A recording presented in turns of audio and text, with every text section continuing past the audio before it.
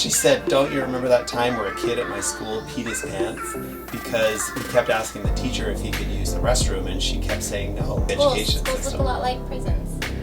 Feel like prisons.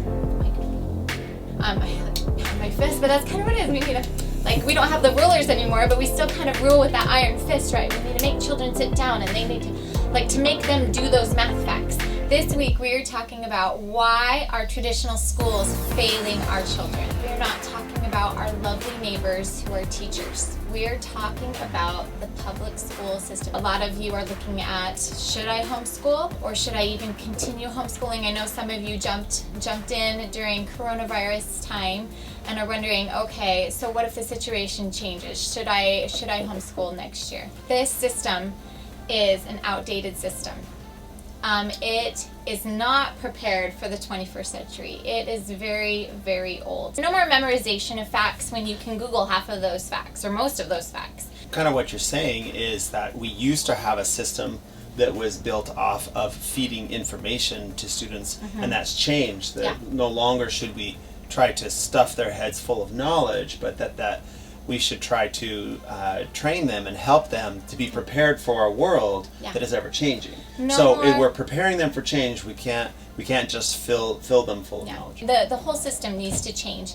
And one of those things is that, you know, if you look at the end goal of what do jobs look like right now, and then you work your way backwards, you know, a lot of the companies are very technologically, you know, the world is changing so quickly that they're saying we don't need some of those skills, some of those old skills that we're taught in the public system.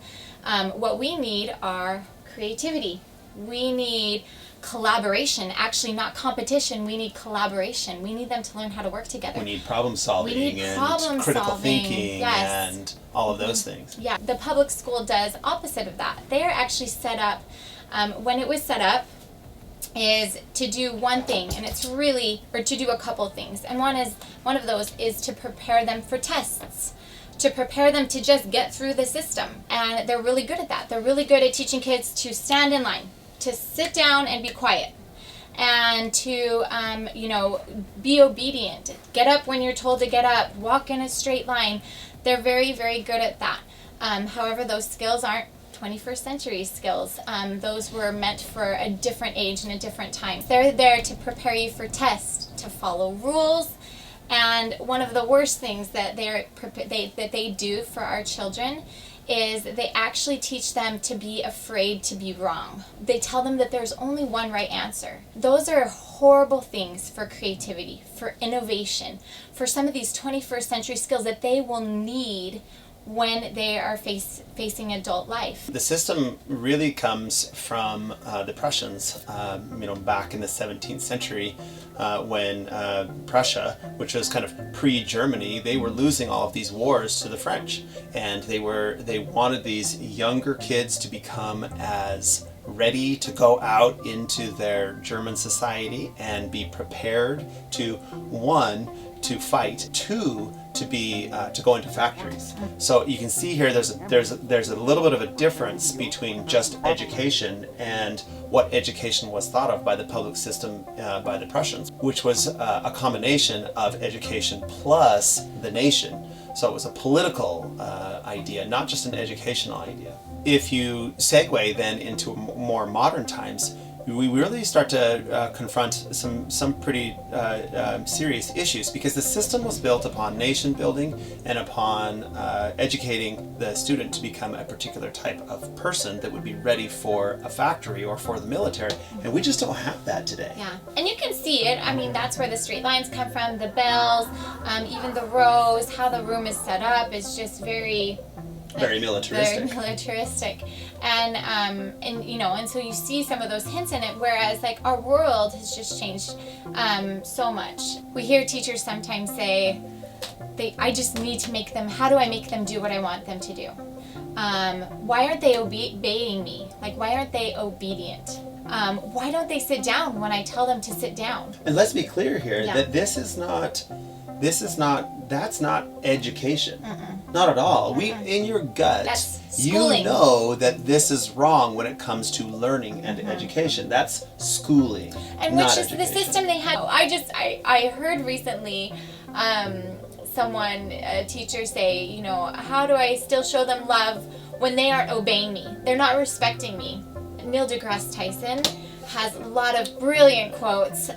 He said, you know, we spend years teaching a child to walk and to talk, and the rest of their life we teach them to sit down and shut up. There's a quote by Horace Mann. So he said, "A teacher who is attempting to teach without inspiring the pupil with a desire to learn is hammering on cold iron." This public school assumes that it is like clay or like some statue that they are molding. Yes. And the only way to mold that thing is actually to heat it up and to put stress on that thing, which is, and I know you guys all know this in your gut, that actually isn't learning at all. That learning actually happens when we are inspired and especially inspired from within, not the stress from without, because we're all seeing the stress and what that's doing to our kids, and it's tearing them apart in many ways. So many of the studies recently have been done on students and the stress that they feel in school and at home, and those who feel the most stress do the poorest. And so stress is not necessarily how we want to move forward in a society where we know that creativity is going to be so important. Another example of the flip side is our school. And we talk about our school a lot, but we kind of toot our own horn when it comes to the school. But one of the things that happened at the school a lot, and I'll just focus just on the boys, those that were coming, were boys that tended to be pretty, we were talking about stress before, but they're boys that seem to have a lot of stress in their lives, that they weren't able to have outlets, really healthy outlets in their lives that allowed them to feel comfortable with the way that they were doing things, with their schooling, with their relationships, all of it. And so they were feeling lots of stress. And we noticed that when we were taking all of these stressors off of their lives, they were reacting in really interesting ways. So one of the ways that they were reacting was that they felt very free to build. And I know that sounds weird, but it seems, you know, natural that a boy would just go out and build something, right? Well, I don't think these days they do feel that way, because we would see a lot of boys that would come in and would feel very, very hesitant with tools, with basic tools. So another thing that often came up in the school, as it relates to boys, but we saw it all the time with the girls too, is that they would get very, very caught up with the ability to be creative with the materials that were around them. And there was always this interesting moment in which I would approach a student, and usually a group of students, and they're building something. I'm thinking right now of this one moment when I approached a set of boys who were building, I think it's called a Van der Graaf machine. I can't remember the name of it now, but it's the machine where you can put your hands on a metal bowl. Oh, yeah. And it makes your hair come stand up, yeah. so it creates static electricity. And they were building one of these, so they'd had a little generator motor, and they had some cloth that was creating static electricity, and they were creating this. And so I came up to them, and I was trying to I don't even remember what it was. I was just asking them some questions. I think we were going to move to something different. I don't even remember now what it was.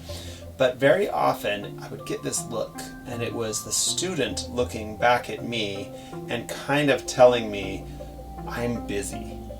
Yeah, it was the It's best. this really, really, really interesting look of, I'm concentrating here, please don't interrupt me, I'm busy doing something. We don't get that in compulsory education. In compulsory education, you're actually always trying to, like I read in an article recently, the knowledge is always chasing the student, not the other way around. The student isn't chasing knowledge or chasing curiosity or interest or anything like that. It's the other way around, that the knowledge is continually trying to catch up and trying to chase these kids who just don't care, and in many cases hate what they're doing. Doesn't the word compulsory just fill you sort of with this weird kind of angsty feeling, because compulsory is often used in other things like prison system. Like compulsory is like a word that you would use inside of a prison system. So why are we using it with our public education schools system? Look a lot like prisons. Feel like prisons. Like they do. They look. They're in what rows? They're only allowed to do certain things. They can only eat and. They have fences around them. They have fences around them. They're like, at least where my children went to school, they weren't allowed to talk while they ate. They couldn't talk to their neighbor. They even made it where they chose what they would do at recess. Okay, so we have to include this story. Our daughter, who's sitting over there, just interrupted us. She said, "Don't you remember that time where a kid at my school peed his pants because he kept asking the teacher if he could use the restroom, and she kept saying no?" And so something as basic as using the restroom is a sign that we are just in the wrong system. This system isn't bad. It's often said that this system is bad. And the system's not bad.